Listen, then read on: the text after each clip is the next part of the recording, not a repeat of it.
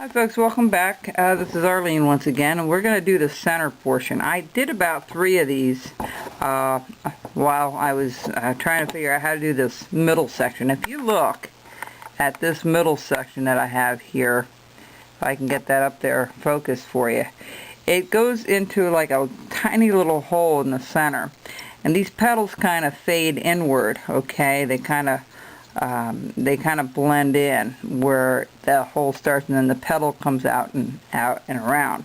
I also really thinned up the edges, so when we have that on, when we paint that, you're not going to see big chunks. You're just going to see the edges, okay, from the front, like you see there. Okay, so I'm going to explain that a little bit better for you. I started another one here, and you put your little black dot in the center. And when you cut your petals out, you don't go all the way to the center. You kind of stay away from where you see that little black mark. What you're going to do is you're just going to take your knife and you're just going to push it in, and you're just going to go all the way around, just like so, all the way to the center. Alright. Now if your wood's a little tough, go ahead and use that rubbing alcohol mix, okay? And what you're going to do, you can go in a little bit deeper if you want. That's about right. That's pretty well where I want it to be. I'll just give you the idea of how to do it, and then I need to go offline to do this a little nicer. But what you want to do is you want to, you see the hole starts right there, and see this edge right here? We're just going to trim that off. Let me wet that for a second. Where's my little... I'll be right back here. There it is. My little famous little bottle here. I'm just going to wet that center for a second and show you, let it soak up a little bit. And what you're going to do is you're just going to trim that out. See how it cuts really nice? Alright, that's what you want to do. You want to kind of have that petal go in, down into it. So that is that petal right there, okay? You're just going to try to scoop out that middle section. You want to be careful of the edges there.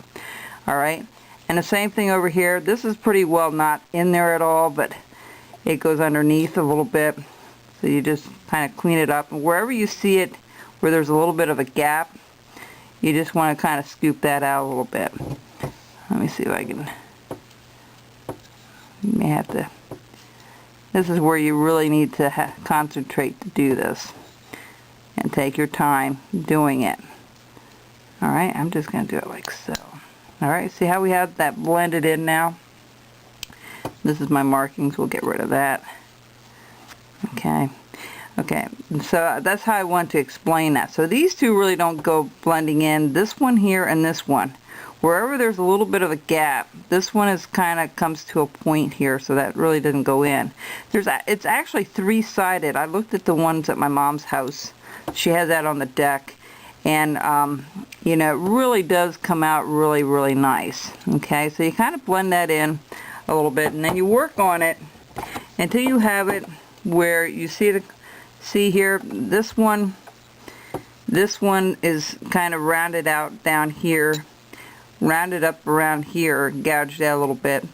This petal went underneath, this petal went underneath, and this one went underneath. So really that's just these two that you scoop it out. Okay, so that's how you do that portion. Now I want to explain a little bit more about the edges. Once I do the wavy part in the front, okay, and I'm kind of happy with where it's at, and I cut it back, you know, to have it look like it's going underneath each other.